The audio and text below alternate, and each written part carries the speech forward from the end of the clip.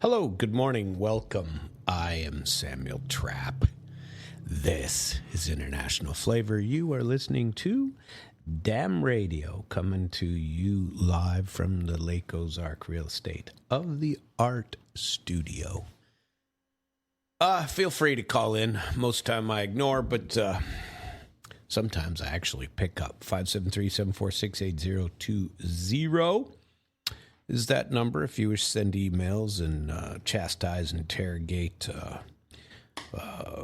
criticize, anything you'd like to do, or say that I'm just a wonderful human being. You can do that at samuelt@internationalflavor.com. And if you wish to tell the world, you can do it by sending it to live@damradio.com.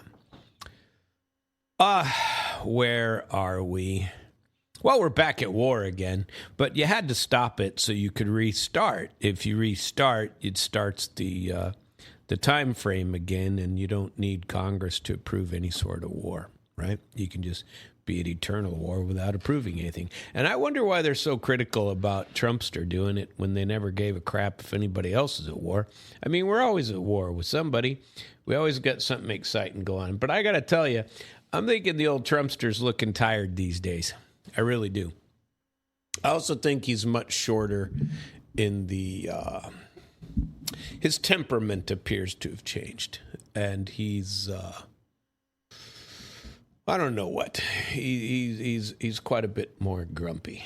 And he should still be in Ankara.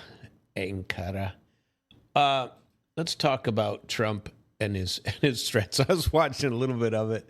It was pretty funny. There he is threatening Greenland again. Greenland's mine.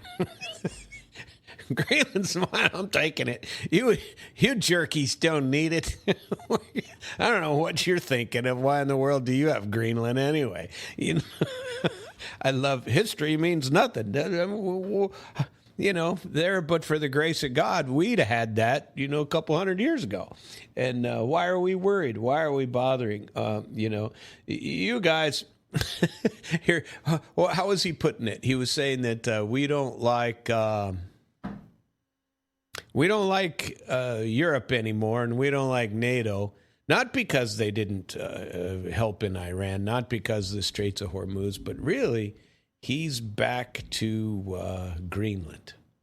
Where's my Greenland? I went, he shut up about Greenland for a while. Nobody's listening to me about Greenland. Greenland's mine. Greenland's mine. And I'm taking it. Anyway. I have emphysema. I'll be dead before long, but there you go. As I choke here, the Israelis are all up in arms because he's paying too much attention and being too kind to Erdogan, and Erdogan wants to be the new Ottoman Empire, and he's actually got a shot at that. But let's get into it. U.S. President Trump arrived in Ankara. Kicked the meeting off with a show of friendship for old Recep Tayyip Erdogan and threats of U.S. military withdrawal for the European members. We're leaving, so you guys, I don't know if he quoted it. He should have quoted the yesterday thing that was on TV that said 57% of Americans say it's all we don't need to be there. Trump touched down in Turkey on Tuesday, time of not the greatest of relationships between Washington and the Europeans. Trump has been pushing NATO to hike defense spending 5% of their own GDP, a figure agreed upon at last year's summit, but one that is difficult for them to meet because their economies are crap in Europe, and they're just declining. So the U.S. told the reporters that he is very disappointed with NATO for not meeting the target, for backing down on the U.S.-Israeli war in Iran, and suggested that he could announce further drawdowns of U.S. forces. But, most of the commentators are tending to ignore the comments on Greenland instead focusing on NATO and Ukraine and the Green Goblin and stuff like that. Trump said he only decided to travel to the summit out of respect for Erdogan. He wasn't going to come, but he only came because he liked Erdogan, who he's hailed as a very strong leader. Well, that's true. Despite Erdogan's condemnation of the war in Iran and the growing tensions between Turkey and Israel, Trump announced he would lift sanctions on Ankara over Erdogan's purchase of Russian S-400 air defense systems and would consider reversing his ban on selling F-35 fighter jets to Turkey, a move that would anger Israel. Now, what does Israel give a crap if Turkey has U.S. fighter jets? They get to buy fighter jets and stuff from America. What do they care? What difference does it make? We should be able to sell to whoever we want and without worrying about, hell, if we wanted to sell them to Iran, we ought to be able to. What do they care? Is Israel... I want to be the same to everybody. Why in the world are we treating these people as if they're really our allies? Okay, they're not. We are their lackeys, is the way I look at it. And that's been evolving for a long time in my thought process. And so that's not just something I came up with over the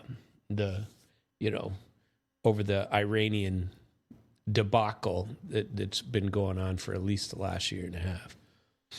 Anyway, old VZ, the Green Goblin, Vladimir Zelensky, went to the summit, of course, to do what? Ask for more money and more weapons from our EU partners. This time, he wants anti-air systems capable of intercepting Russian ballistic missiles. Well, there aren't any. Nobody has any. The day before, Russian military launched a combined missile and drone assault on Kyiv, destroyed weapons factories and other military infrastructure. NATO Secretary General Mark Rutte, who infamously referred to Trump as Daddy. He's Daddy. Hey, Daddy. Daddy, come on, Daddy. Give us a treat. To Trump as Daddy during last year's meeting in The Hague is using the Ankara summit as an opportunity to prove his value to Trump. Yeah, Rutte's got a lot of value. He's the one who said that Finland, what did he say yesterday? Oh, the guy's loopy. He is out there. I can't recall it, so I'm not going to do it. But President Trump fully expects that all allies will step up immediately and get on the path to 5% and do it with urgency, he said on Monday, telling reporters he plans to flatter the U.S. president by bringing up the Trump trillion, his term for the $1 trillion that Canada and NATO members have cumulatively spent on their own defense since Trump's first term in office began in 2017. Isn't that crazy? So let's see. I'm going to go back and see if there was anything interesting that occurred because we had... Where's the beginning of this? I'm going to go as far as I can go because this started... No? Okay, well, that's as far as it goes. So when you start at right around 4 o'clock, Greenwich Mean Time anyway, live, Turkey has been in many ways much more loyal than other countries that we think would be loyal. I think it's been from the very beginning, he's talking about Erdogan, this is the old Trumpster, a chemistry that works between us. Trump shot down Israeli Prime Minister Netanyahu's attempts to sour the relations between the U.S. and Turkey before the summit began. They talk openly about conquering Jerusalem. He's talking about Turkey. They support Hamas and did not lift a finger against Iran, Netanyahu told Fox on Monday. But Trump praises U.S. and Turkey ties in many ways much more loyal than other countries we thought would be loyal. Did Netanyahu's anti-Erdogan pitch fall flat? I believe it did. I hear some people saying about the relationship with about Turkey's relationship with Israel, said Trump. They could have gotten into the fight on the other side, and they didn't do that. They are a nation that has been very, very good. And Turkey is a beautiful country and well worth visit, as I told you yesterday, and well worth multiple visits. I haven't been to Ankara yet, but Istanbul is freaking fantastic. Love it. And went to, drove around there. They got like 4 or 5 international airports, and I forget. I mean, it is an enormous city. I don't want to give you the wrong number, so I'm going to look it up. Population of Istanbul. Get this. Istanbul has an estimated population of 15.8 million. As Turkey's largest and most populous city, it has 18% of the country's entire population and is larger than over 131 different countries. Let's see. And then let's I think New York is only about half that size. And we're going to find out here. And New York's been getting smaller. The population of New York City is 8.58 million, while the entire state of New York is 20 million. Well, 15.8 million in Turkey, and, in Istanbul, I mean, and I don't know how many in the country, but it says 18%. So 20% times that by 5, then you have 75 million in the whole, half the size of the U.S. But New York is half the size of Istanbul, and Istanbul is a beautiful, awesome city, and you can wander around in there. They're great little places. Anyway, it doesn't matter. We don't need to go through that. We've already been there. Let's see. Where do we go? What was next that happened? Then he went to the office, and in about a couple hours later, Netanyahu privately lobbied Trump against supplying Turkey with these F-35s. And in a phone call on Friday, the Israeli prime minister asked Trump to rein in the Turkish leader and force him to go a little easy on the topic of the jets. This is according to Axios. And they said this is according to U.S. and Israeli officials. But Trump apparently did not heed this call, told reporters that we will consider supplying warplanes to Turkey. And speaking alongside Erdogan, Erdogan claimed that Trump had promised him 5 jets. President Trump has always been a man of his word, and hopefully with respect to the F-35, we will have a fruitful outcome and decision from this leaders' summit. Let's see if I can play it for you. Hold on. See what comes out here. Could be entertaining. Or not. You're going to sell F-35s to Turkey, and what about the legal restrictions? Well, it's a decision we're going to make. We have a very good relationship. I would think that many people, I can tell you, many people, including the people sitting right here, thinks, why wouldn't we do that? We have a better relationship with Turkey, and Turkey's been in many ways much more loyal than other countries that we think would be loyal. So, it's something certainly we would consider. It's a great plane. It's currently the best plane by far. And it's certainly something we will consider, yeah. Well, I believe that is a punch in the face to the old Benjamin Netanyahu, right? It says, we will consider. That is the word. And then his tone got a little bit more shifty when he started talking about Europeans. They better be careful, he said, because we might remove all of our soldiers from Europe. Greenland and Denmark's refusal to sell territory to the U.S. is still a sore point for Donald Trump. It's what hurt my relationship with NATO, he said, because Greenland doesn't help Denmark. I can't help but laugh at this. Okay, it's their land. They get to do with it what you think. Let's say My friend's got, in fact, I know this guy. My friend has like 15 cars. Are they doing him any good? Oh, my God, I want them. Therefore, he should give them to me, right? What? You just take somebody else's property. Well, they're not doing anything with it. That's mine then. You give it up. That's a great way of thinking. Greenland doesn't help Denmark. Denmark doesn't spend money to help Greenland, but it's an important part for the United States. Greenland should be controlled by the United States. That's what he said. Isn't that funny? Oh. As Trump and Erdogan were holding their private talks, up comes Keir Starmer, right? Keir Starmer flies in, and he's leaving soon. And and Erdogan, met the old Trumpster, and red carpet, the whole thing, right? Keir Starmer touches down for his last NATO summit, accompanied by Foreign Secretary Yvette Cooper, and there's no red carpet, no honor guard. No motorcade escort.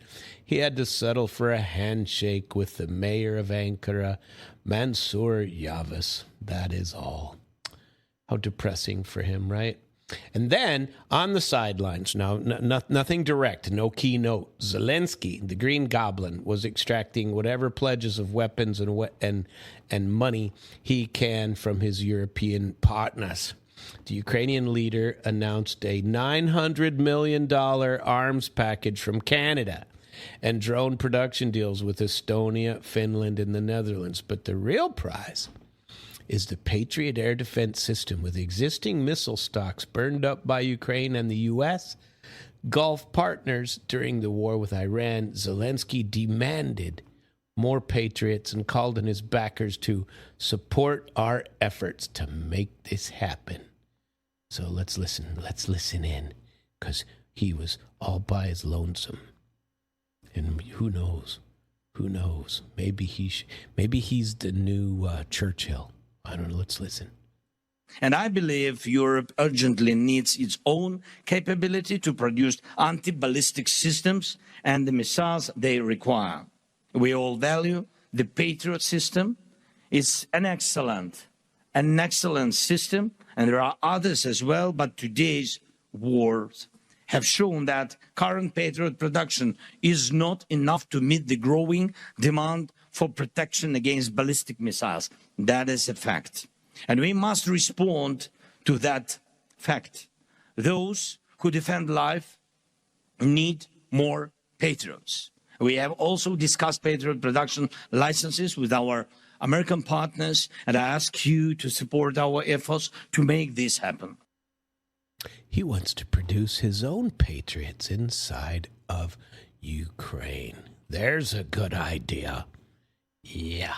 I think people were promising him stuff way back when, the Victoria Newlands of the planet, and maybe even certain senators.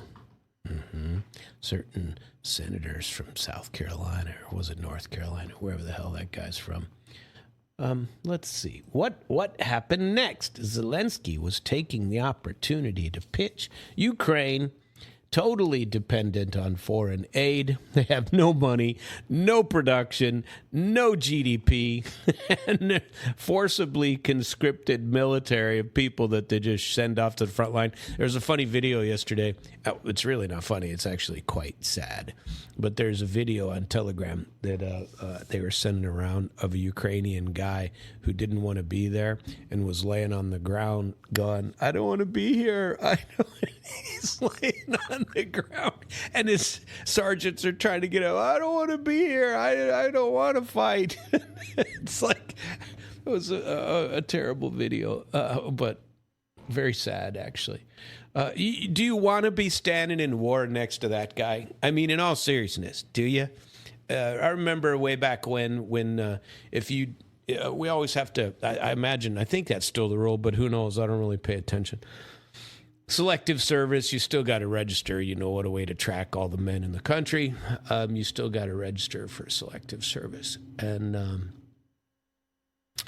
But if you're a conscientious objector, there were some kind of limitations way back then. And you could be a conscientious objector. And during Vietnam, you could run off to Canada or do whatever you were going to do. Or if your dad was a senator or running for office, you didn't have to, there are exceptions for those type of people, right? But frankly, I always thought, why in the world would you want these assholes? You wouldn't want them standing next to you in a foxhole anyway. They're not going to defend themselves. What makes you think they're going to defend you? They're just going to lay there and die. Terrible, terrible stuff, and very sad, actually, because, forcing people to fight, you'll fight when it's time to die. Well, maybe you'll put up a little resistance at the end, but you've lost already if you go in with that kind of an attitude. So, terrible, terrible. It would make us all stronger, says Zelensky. It would be only natural to become part of one common security community. He's trying to join NATO. Unlike previous summits, few analysts or observers are expecting commitment from the bloc to Kiev beyond its current position that Ukraine will become a member of NATO at an unspecified point sometime in the distant future. So, unlike, what do you call it? Unlike the EU, now they can be members of the EU, but Russia will never allow, Putin said that, but they will, they consider it a red line for Ukraine joining NATO. Okay, what else did Trump do? We have another small video. Let's see. Ursula von der Leyen. We have to talk to her, of course. European Commission President, Ursula. What is, there's a guy I watch, Alex Christoforou. I love listening to him, mostly because he's where I stole the Green Goblin from. He called it, and I think other people call him that anyway. But he's the one where I first heard the word Green Goblin, and he calls so Annalena Baerbock is Annalena 360 degrees Baerbock, because if you're turning around, you're doing a 360. No, that's not. If you're going the opposite direction, it's really a 180. But so he calls her Annalena 360, and he calls every time he does some math, he says the Annalena math. I'm doing my Annalena Baerbock math here, and he calls Ursula von der Leyen. He calls her Ursula von der Pirate. And Ursula von der Pirate, because she gets to go out. She goes and seizes Russian ships, tries to do that stuff. Let's see.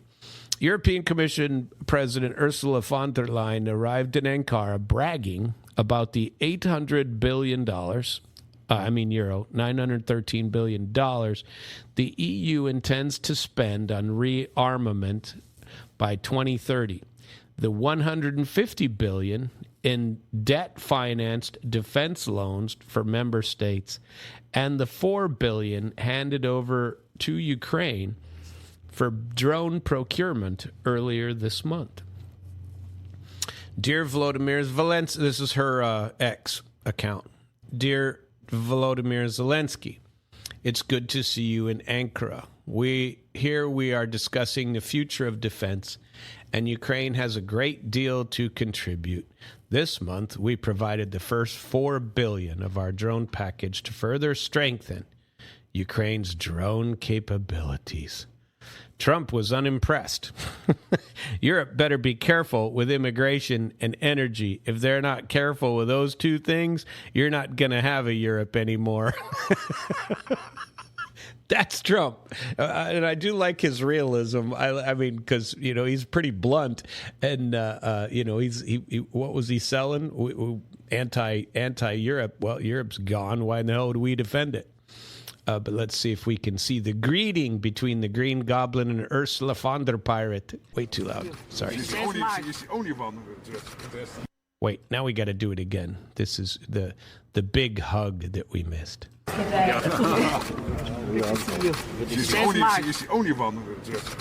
Mark Rutte, of course, is there hanging on to You know, old Zelensky is very, very short. He's a small dude. And remember when he was on Kvartal 95 and he was playing the piano with his appendage? Him and a buddy, they were playing the piano with the appendage, and they had their hands up in the air, and they were playing the piano with their members, as it were. And that is the little comedian, and the very Russian Jewish comedian. But he was very funny before, or tried to be. But so Trump arrived for dinner later that evening. So the events, and he came for dinner with the NATO leaders, and the president flashed a quick thumbs up to reporters before heading inside to dine with Erdogan and his wife Emin. And the formal dinner capped off the very first day. Let's see if there was some yelling going on. The last one was pretty loud, though, so let's be careful.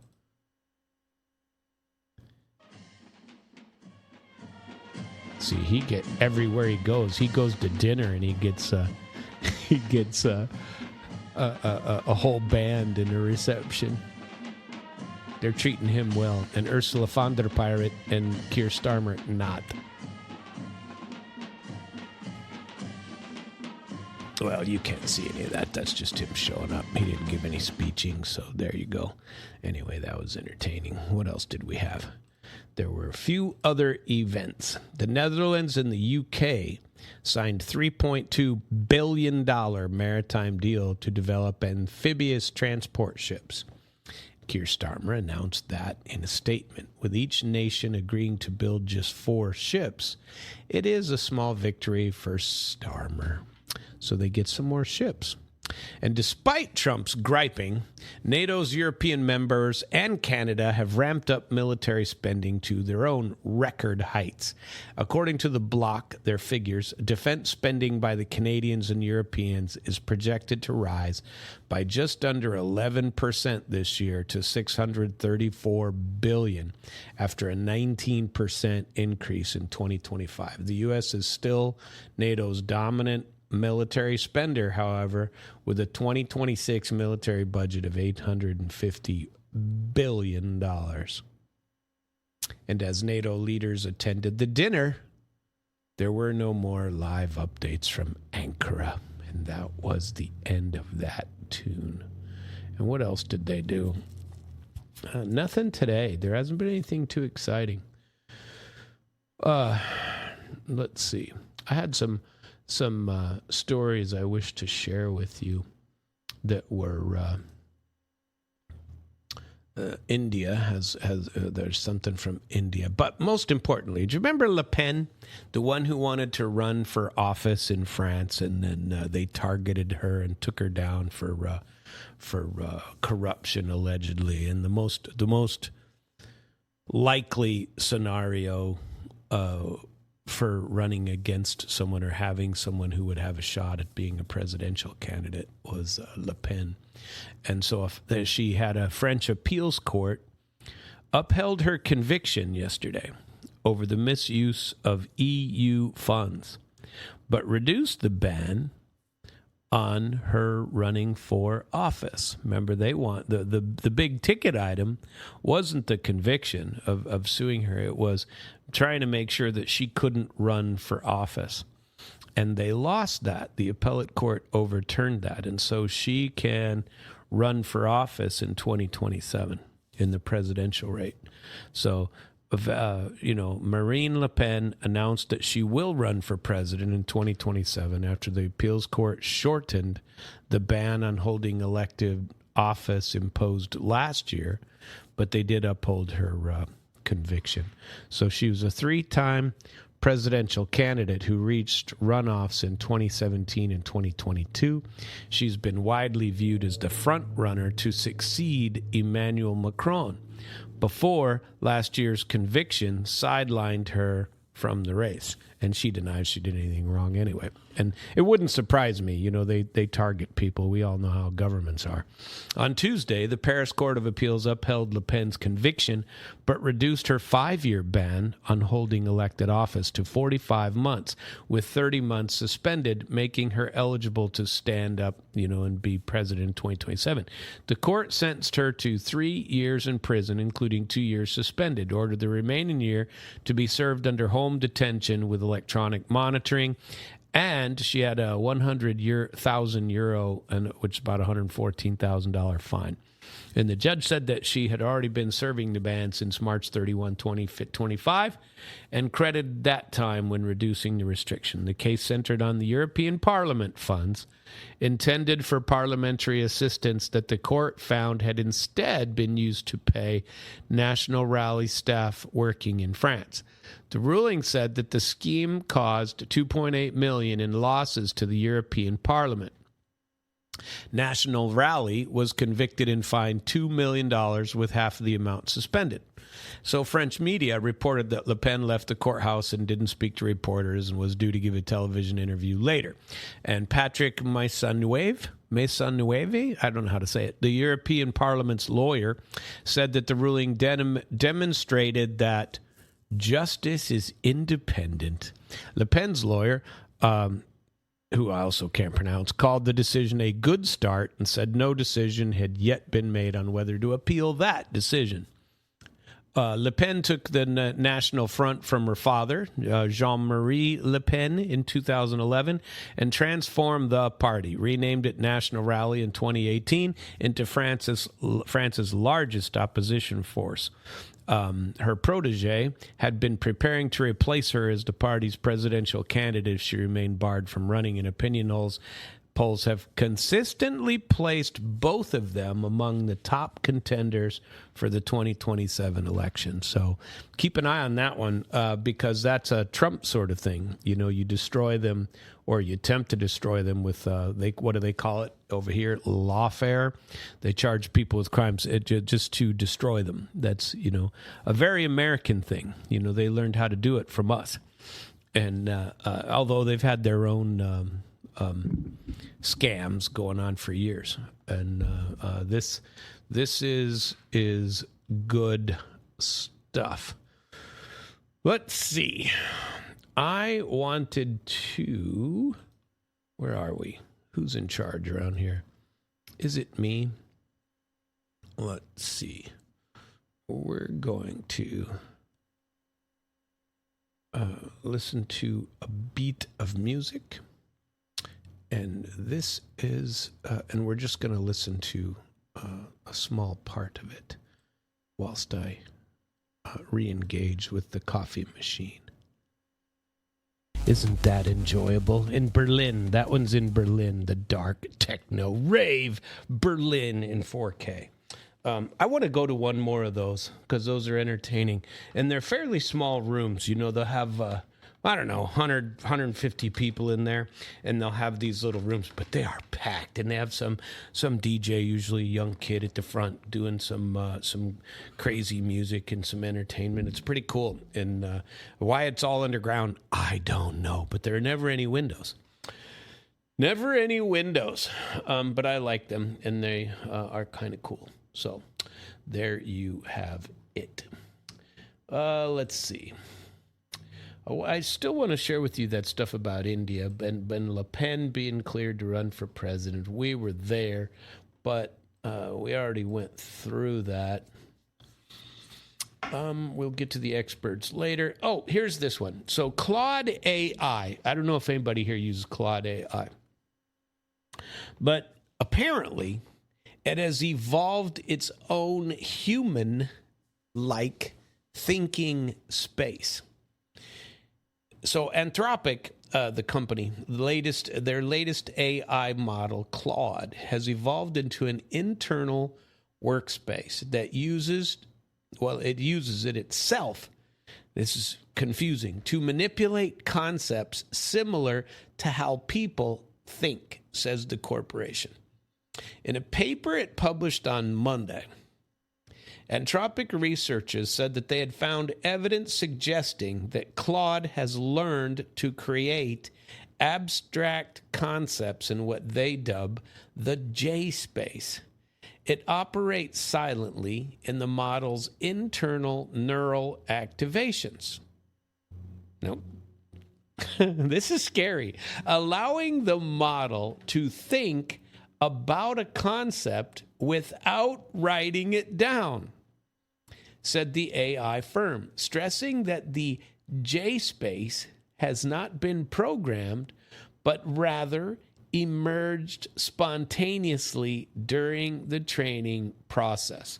So I use this product called Codex. And it's actually an extremely glorified version, and people use it for coding, right? Well, I use it for analysis, and because I'll take huge piles of data and information and put it in. But I put in the information. I rarely have it go out and search. But what you can do is with these, and it's an interesting concept. And my trouble is the older I get, the worse I see. You know, they found another issue with my eyes again the other day.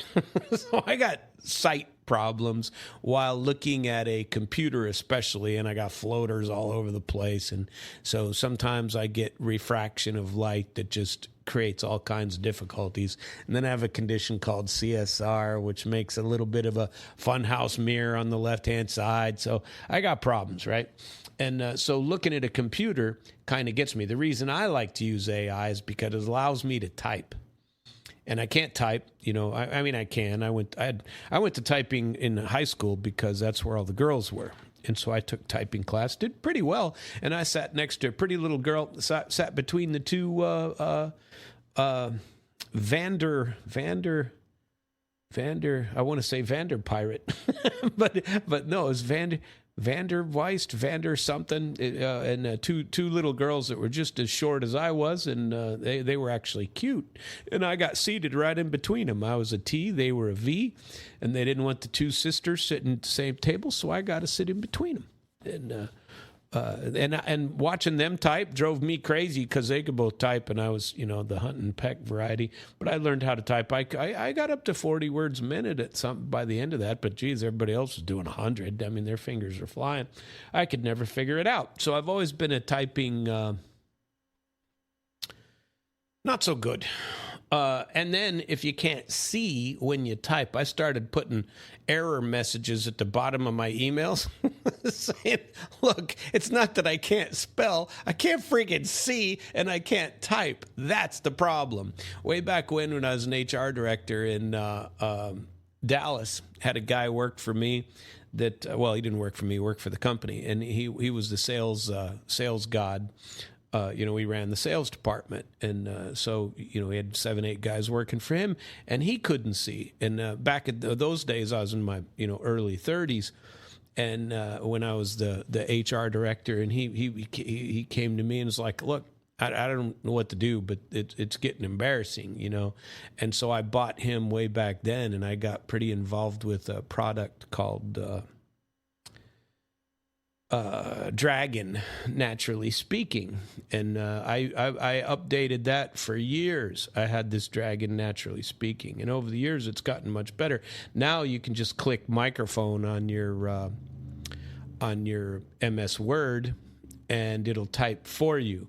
And I got pretty good at dictating, you know, and so you could, you know, start a sentence, you know, coming to you live from the Lake Ozark Real Estate of the Art Studio, comma, Samuel Trapp gives his story on blah, blah, blah, period, exclamation point, ... And you know, I got pretty good at dictating what I wanted it to say, so much so that I could do it without looking at it. But now, with the advent of AI, what it helps me do is I can get in and I can tell the AI in a 10 to 15 to even 20-minute discussion what I am looking for and how I want it to be presented, and it will write it as I say it and include all punctuation, all formatting,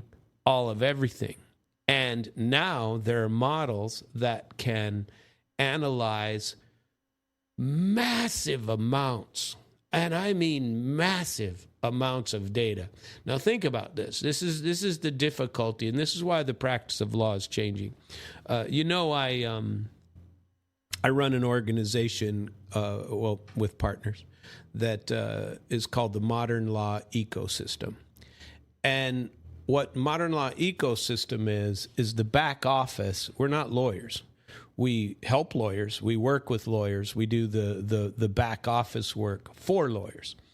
And, usually on a case-by-case basis, they send over this case or that case or 5 cases and ask us to put together certain things for them for a fee. So what it allows people to do is a small law firm doesn't have the time, the capacity, most of the time the knowledge either, if it's a new area of the law, to do the research, to do the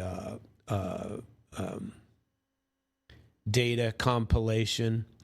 But if you take an entire, the AI portion that we have developed, and we've developed our own platform for this, is to create our own sort of AI intake. So if you become a member of the Modern Law Ecosystem, you can actually have one of the things I liked to do when I was practicing law was to have the client come into my office and just, I'd sit and say, all right, tell me your story. You got 20 minutes, tell however long it takes you. Tell me the story. If we get short on time, I'll stop you. Or if I have enough, I'll stop you. But tell me your story. I want to hear it in your own words. I don't want to, I think many lawyers make the mistake of somebody comes in and they say, geez, I got arrested for, I don't know what, for having a VLT machine in my convenience store. And you go, all right, shut up. I got that taken care of. Get out. Just pay me $20,000 and get out, and I'll take care of you. I don't hear anything. Just shut up. And they send them out. Well, the client has a story, and they want to tell that story. The beautiful part is now there are methods in order to get that story and not have to sit for 2 hours and listen to their whole story. Not just you don't want to. You want to have a good relationship with your client. But the key points of it, you don't have to have a paralegal sit down with them for a day and go through their entire file. They can upload their own documents. They can upload their own stuff into the own case file. That case file then sits out in the same case file that everybody has.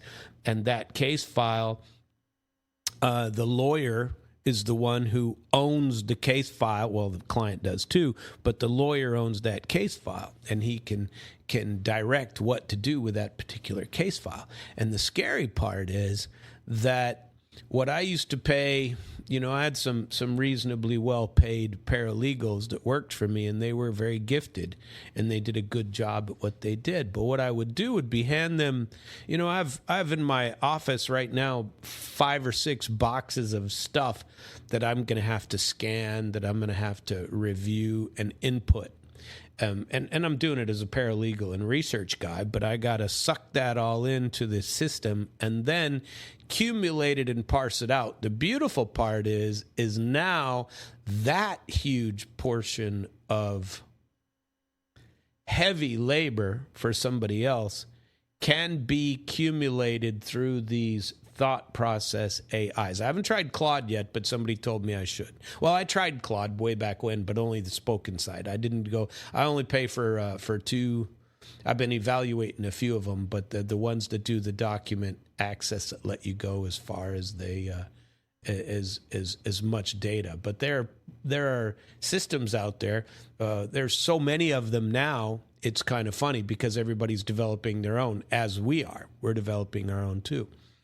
But it's beautiful because I know what I want, and I know what I would want if I practice law, because I did practice law for as long as I did. And so I can dictate exactly what I need to get. And the most important thing is for me to establish, call it a timeline. Call it a story from this to, from the day that the life-changing event occurred for the client until today, what happened. And you can take massive amounts of data. There are ways to input all of your text messages, for example, all of your emails and everything into it. And plus, they just link there. That's it. And so it goes out and it can take all of this and accumulate it all together. You want to talk about evidence gathering? This is incredible stuff, and the world is a-changing, but it's only just a tool, and you need to know what to do with that tool. Oh, look at that. President Trump's meeting with President Zelensky. Jeez, pucker up, America. Here goes some more, another $80 billion, and we'll see what happens. See if the conversation with Putin on 4th of July for 85 minutes assisted in any way, or if it means Trump is frustrated and he wants to start blowing crap up inside of Russia. Did you hear that HIMARS went out yesterday? New HIMARS attacked into Russia yesterday. That's American intelligence, no doubt. So we're now tap dancing across the line, in my view. So at any rate, back to the AI story on this so-called J-space, that I haven't seen any evidence that the AI that I've been using is independent thought process. But if you use some of these bigger ticket items like I do, you can watch it process. And I don't want to say it's thinking. It's not thinking. And don't make the mistake of thinking. It is organizing. So if you upload 10,000 documents, it can analyze them in about an hour and a half, okay? And it'll go through every single one of them. It'll accumulate them. If you bait stamp them, you can pick out where it can gather and take your evidence and put it into place for you, right? And so what you can watch it do on the screen, if you want to sit there and watch the whole hour and a half of research that is generating for it, you can watch it do it. It'll say, reading, document, batch, blah. 2 minutes later, it'll have analyzed it, say, I've read that. Now it brought up some of this, and I need to go find this other document in this folder. And you can put a path folder over to where all of your entire case documents are located, and you can say, here you go, put this over there. This is what I want to look at. This is how I want to look at it, and this is what I want to do.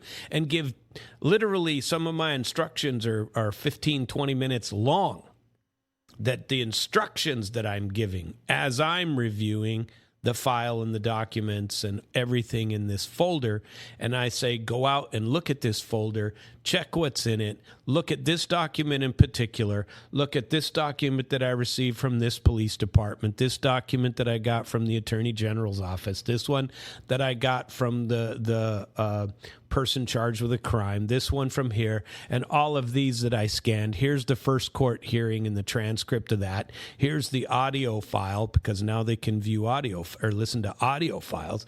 Listen to this audio file. Remember this part when it said this. And I do some of this for my show too, by the way.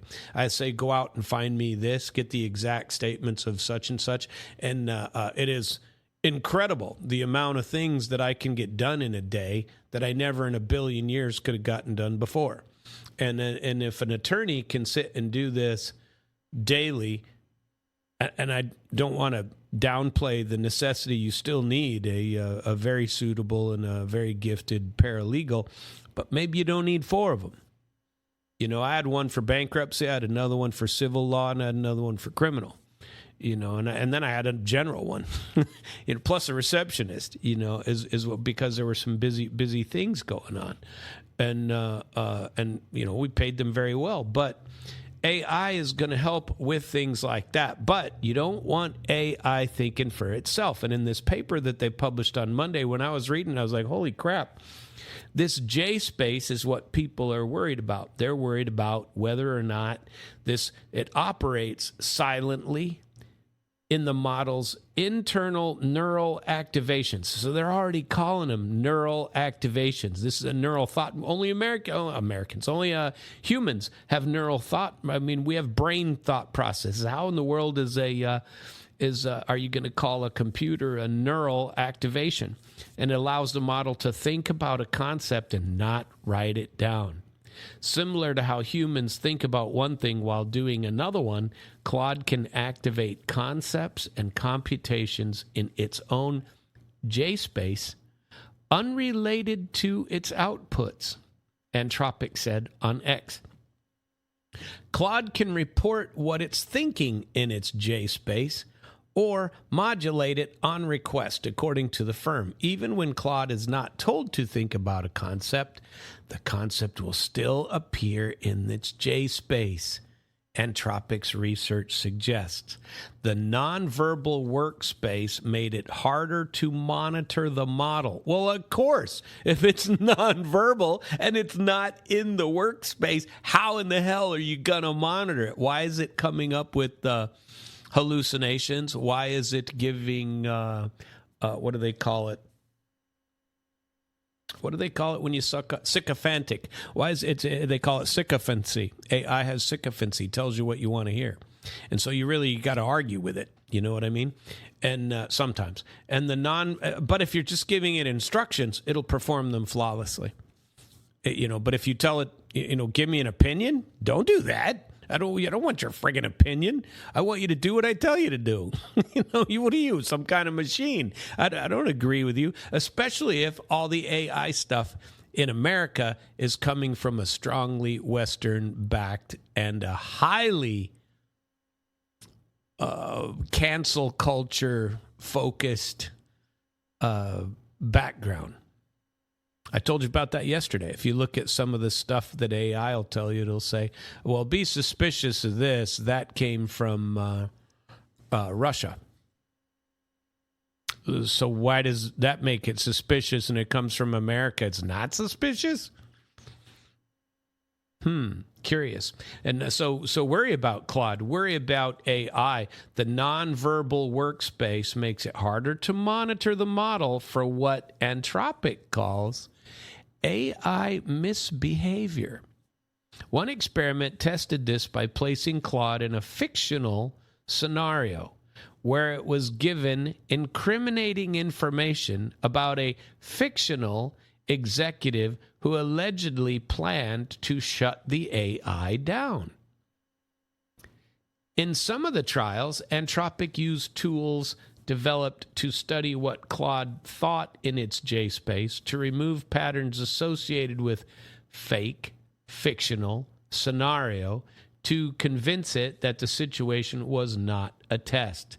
Concerningly, the model now did threaten blackmail some of the time, suggesting that its original good behavior may have been driven in part by knowledge that it was being evaluated. Is that crazy? So despite the model's more advanced reasoning, Anthropic stressed that Claude had not achieved consciousness. Claude was reportedly built into American contractor Palantir's analysis and surveillance software used by government agencies amid Washington's push to integrate AI into its military, political, and spy systems. During the war in Iran, the software reportedly flagged the Manab Elementary School as a target. A U.S. strike killed 160 people at the facility, most of whom were children. And according to Anthropic CEO Dario Amodi, such a use of Claude would not violate the firm's red lines. Violates my red lines. That is crazy. He says...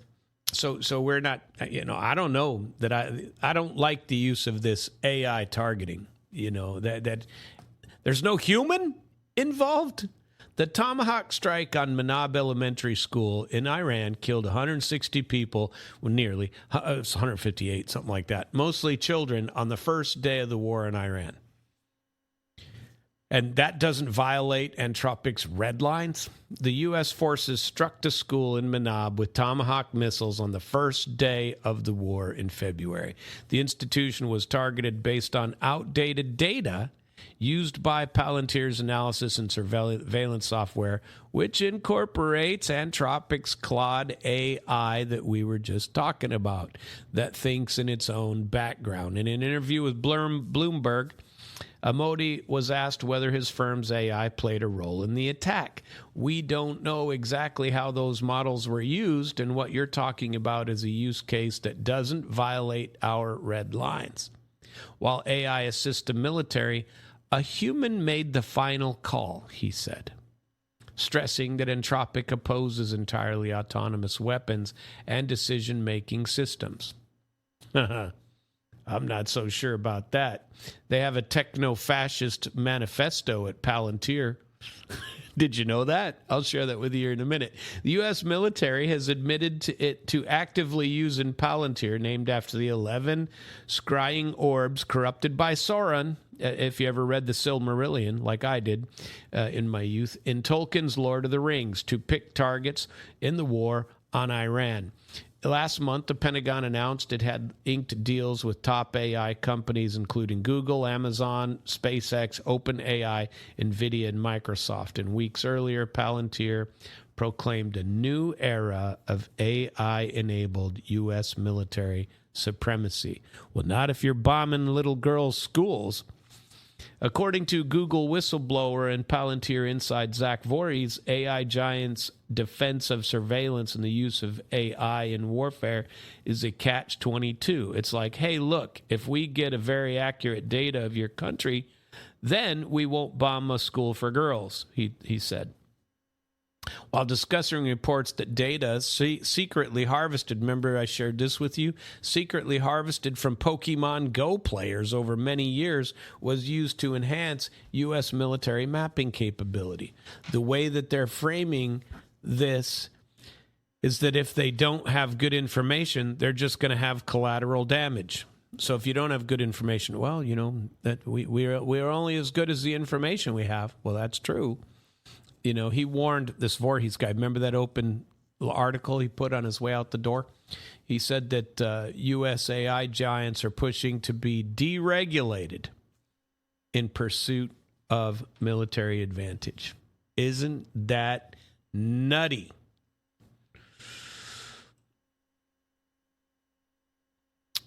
All right, sir. We have a caller. How may I help you today? I don't know what's going on with your phone these days, but I can't hear you. I think you tried to call in yesterday as well. Nothing. Are you there? Zip.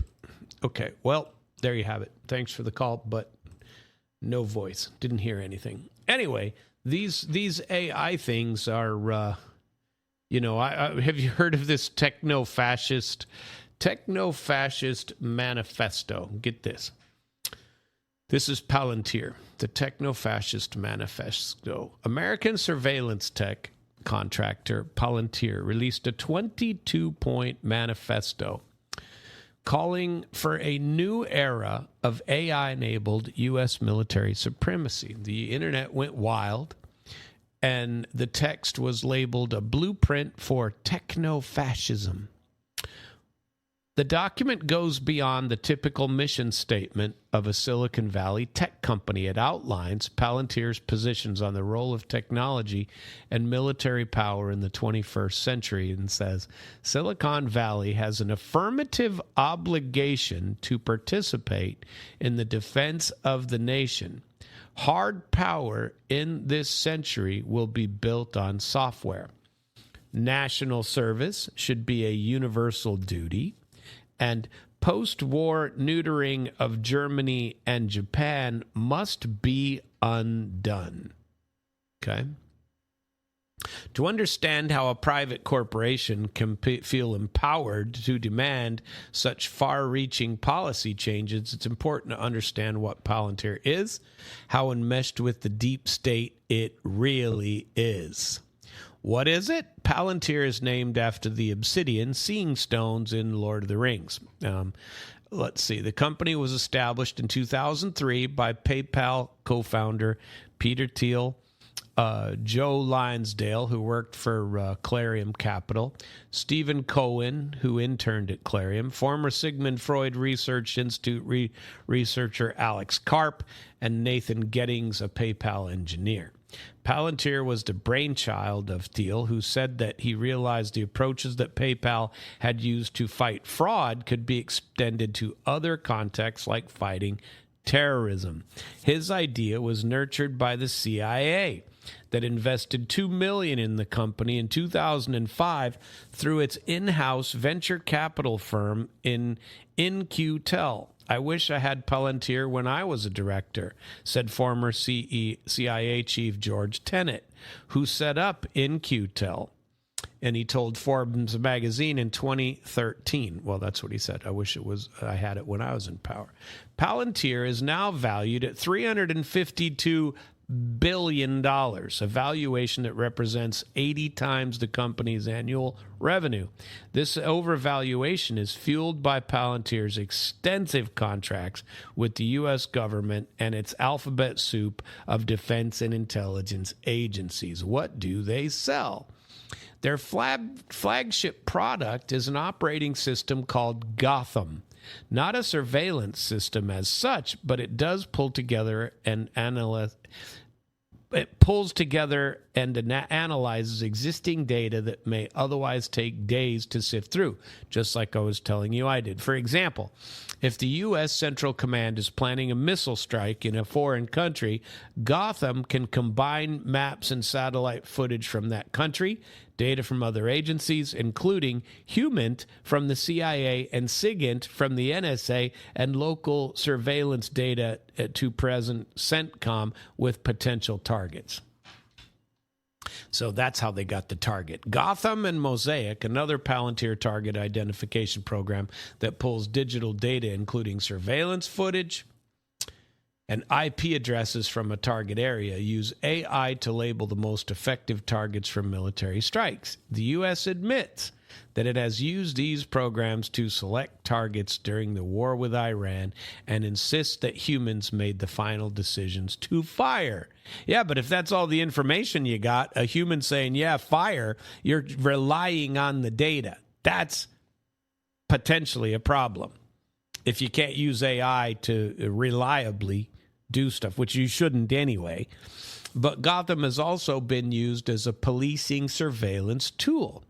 The LA Police Department uses Gotham to collect data on civilians, including names, addresses, social media activity, personal relationships, and surveillance photographs to trace their connections to known criminals and predict the likelihood that they will commit crimes.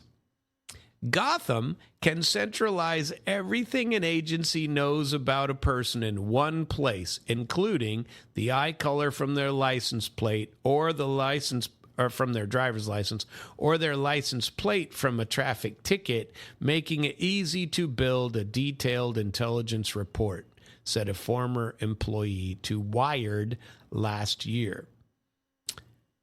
Who are Palantir's customers? Their client list is extensive. In the U.S., it includes the Department of Defense, Department of Homeland Security, Immigration Customs Enforcement, CIA, FBI, NSA, U.S. Army, Marine Corps, Air Force, Special Operations Command, and dozens or even hundreds of police departments and other law enforcement agencies. At present, there is no single publicly available list of Palantir customers within the U.S.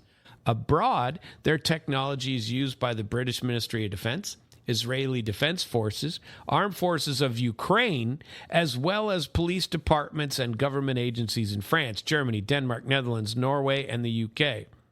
Why is a private surveillance tech company releasing its own manifesto? At its core, Palantir is a data aggregation company, but one set apart by its own clients, its marketing, and the ideological streak of its executives. The company markets itself not as a faceless seller of data collation and analysis software, but in its own words, as a provider of an AI-powered kill chain that enables decision dominance from space to mud. Palantir refers to its consultants as forward deployed software engineers and to internal emails as situation awareness reports. CEO Alex Karp portrays himself as deeply involved in military decisions that he, at least on paper, should not be. Palantir's mission, he said on an earnings call last year, is to scare enemies and on occasion to kill them.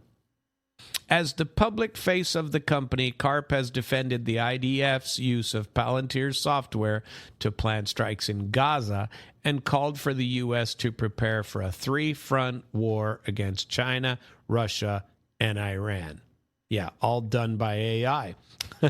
The manifesto can be viewed as a continuation of his own sales pitch, adapted from his 2025 book, The Technological Republic, to 22 points envision a world in which Palantir's products will be even higher demand.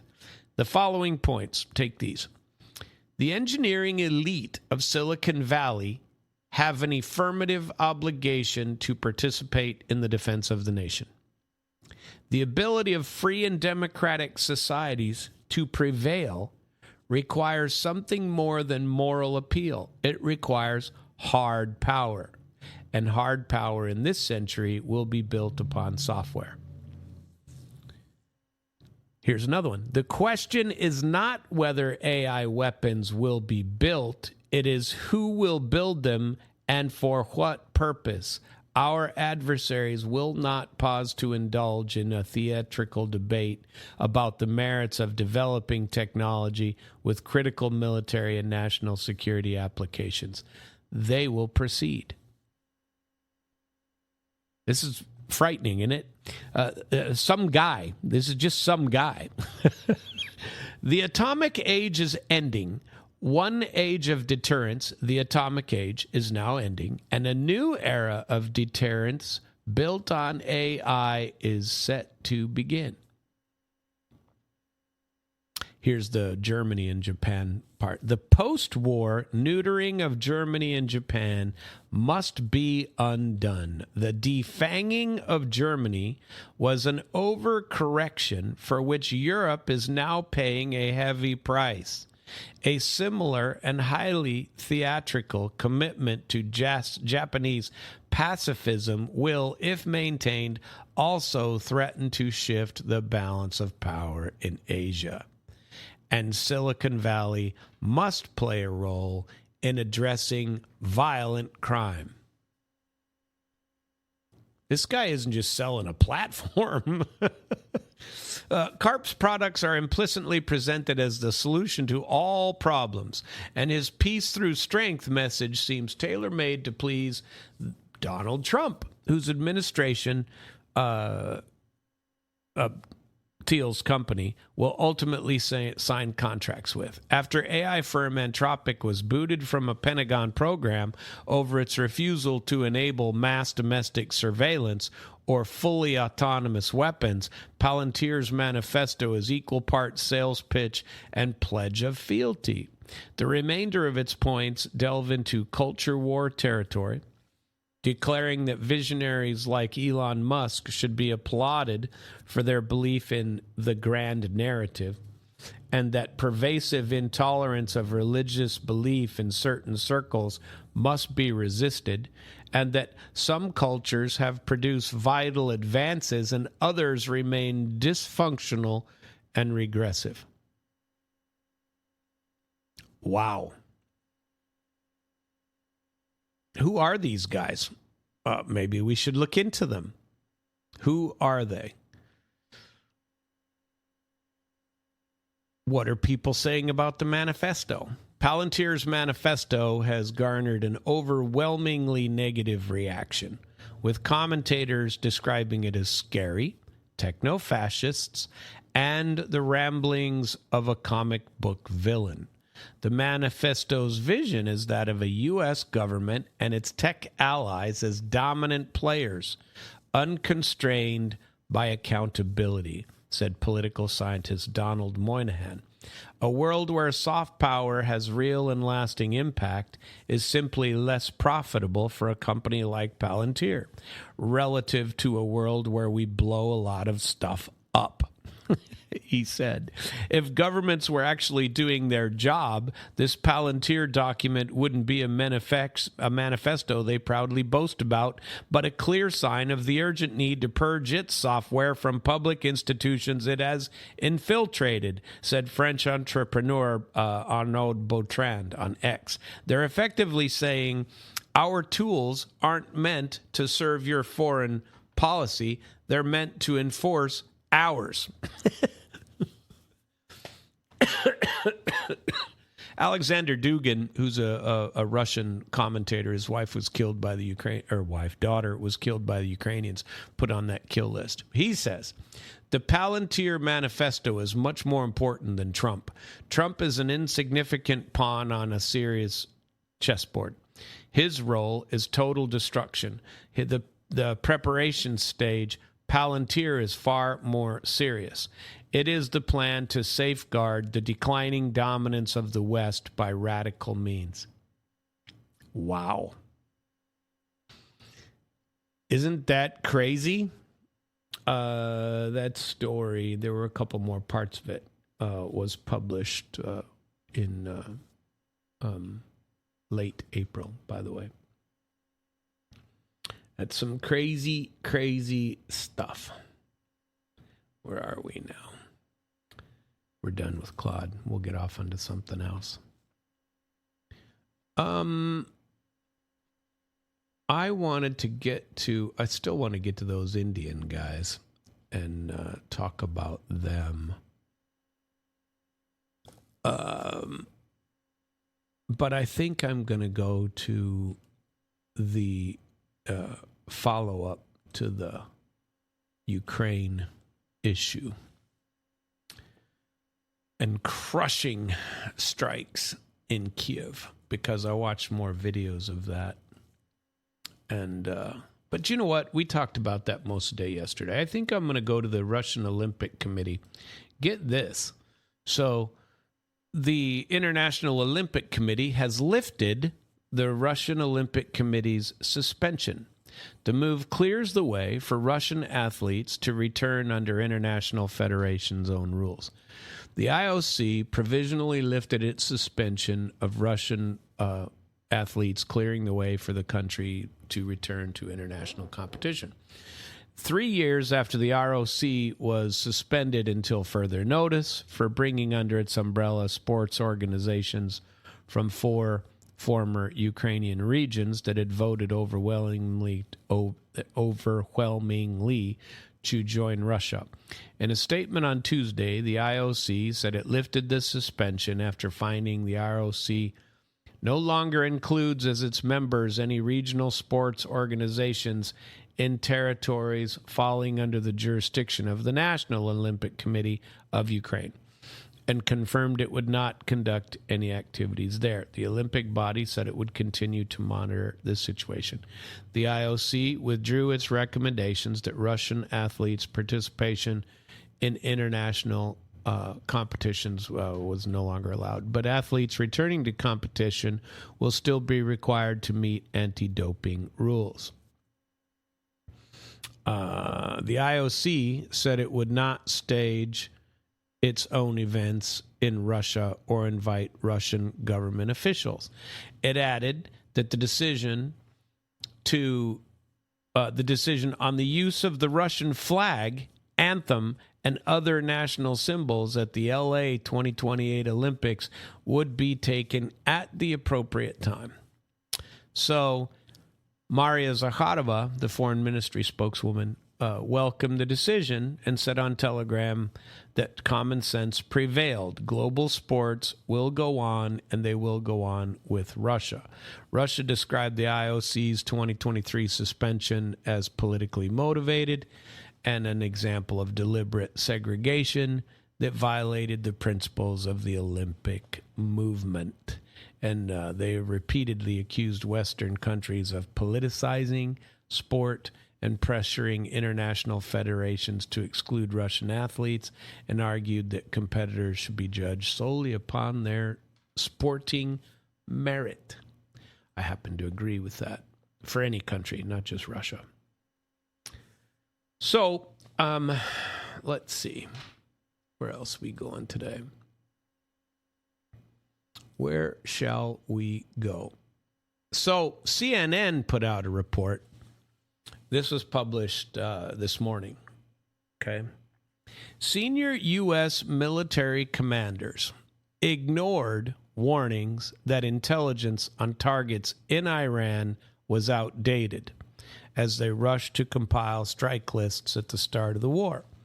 Citing sources familiar with the decision-making process, CNN said this decision contributed to the strike on the Iranian girls' school and the bombing that killed 120 students aged 6 to 13, and in addition killed 36 adults, happened on the very first day of the operation against Iran, February 28. According to CNN, messages embedded in the Pentagon's targeting system warned that intelligence on strike sites was based on years-old information and required verification before locations could be approved for attack. The warnings were overridden for expediency as commanders sought to accelerate the approval of strike options. CNN cited 3 sources familiar with the process. Secretary of War, put me in coach Pete Hegseth, announced a formal investigation in March. Yeah, right. CENTCOM Commander Bradley Cooper said in May that the findings would be made public once the inquiry is complete. Yeah, right. According to CNN, U.S. military officials knew within days how the mistake happened. One of the sources told the outlet that it was obviously old info. Bloomberg reported last month that the Pentagon investigation was complete in April and found the strike resulted from gaps in the military's targeting system. According to the outlet, U.S. intelligence analysts identified the Manab site as an elementary school rather than an Islamic Revolutionary Guard Corps naval facility in 2019. But the updated assessment never reached military commanders because it was entered into a digital intelligence pool not linked to the Pentagon's official targeting database. U.S. President Trump said last month that the actual culprit behind the strike in Manab may never be established. Yeah. There were missiles flying all over the place, and it's horrible what happened. Somebody said it was our missile. Maybe it wasn't our missile, but I've seen nothing to lead me to believe it was, said Trump. Well, he ain't looking very hard. Iranian officials described the attack as a war crime and crime against humanity and demand accountability. Meanwhile, Grok AI, according to the Pentagon, helped fire 2,000 missiles at Iran. U.S. Department of War has designated XAI data centers as battlefield infrastructure. Elon Musk's Grok AI has become an integral part of America's war machine, and its data centers must be treated like munition production plants in a future conflict, according to sworn declaration by the Pentagon's artificial intelligence chief. The statement about Grok was submitted as part of an effort by Trump and his administration to intervene in a lawsuit seeking to restrict the operations of XAI's Colossus data centers in Memphis, Tennessee over environmental concerns. Cameron Stanley, the chief digital and artificial intelligence officer at the U.S. Department of War, compared XAI's computing capacity to weapons manufacturing, said the company's ability to operate data facilities at a massive scale is as foundational to our modern defense posture as traditional munitions production. Stanley revealed that Grok is a crucial part of Palantir-developed Maven Smart Systems, MSS, a platform that supports targeting, intelligence, readiness, and recruitment, as well as military planning and logistics. MSS Frontier Workflow enabled U.S. forces to deploy 2,000 munitions to 2,000 distinct targets within 96 hours during Operation Epic Fury, he said, adding that XAI is one of just 3 enterprise providers able to sustain mission-critical operations across secret and top-secret classified networks. He warned that if XAI's Colossus II facility is shut down or deprived of power, the Pentagon's capabilities would be impaired. Wow.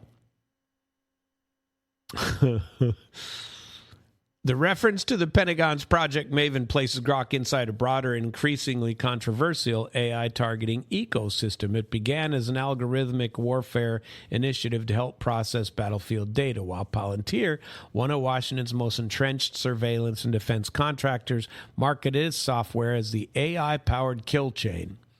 And the company's role has drawn renewed scrutiny after reports that these targetings contributed to the strike on the Manab school that took these 160 schoolgirls. The school was selected based on outdated data.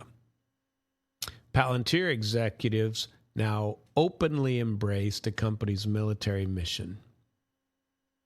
We have to, Palantir, remember, they have to, we scare our enemies and on occasions kill them, while the manifesto declares that, hard power is built on software.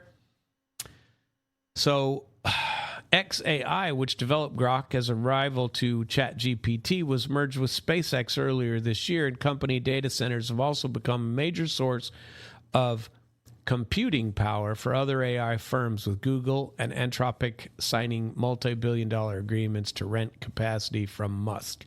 The NAACP lawsuit alleges that XAI is violating the Clean Air Act by operating dozens of gas-burning turbines without permit or pollution control. Environmental groups accuse Trump administration of trying to override citizen lawsuits used to enforce pollution law. Tell you what, these sort of things, these data centers and everything, they take up tons of power. And remember, they wanted to have one here in Camdenton, I believe. And I'm not necessarily against it, but at least understand what you're getting into or getting out of. It'll bring a lot of dollars, a lot of high-level pay, a lot of high-paying jobs here if you want to do that. But make sure that you understand what you're getting into before you choose to vote for or against it. I'm not even sure I'm going to vote in Missouri. I haven't yet switched back from Florida. But we'll see. I think that's it for today. We, tomorrow, this is today, it's Wednesday, the, greatest day in radio history on the planet here at Damn Radio. And I encourage you to spend the day listening to Damn Radio. Always good music, always good talk, and folks to chat with should you feel the urge. I'll be back tomorrow, 7:30 to 9. And on Friday from 7 to 8:30, 7 to 8:30 on Civic Outlaws. That'll be entertaining. Too much coffee. Let's see. Noisy coffee, but there you have it. Anyway, I appreciate you all and appreciate your listenership, as does Damn Radio. So thank you very much and have a very nice day.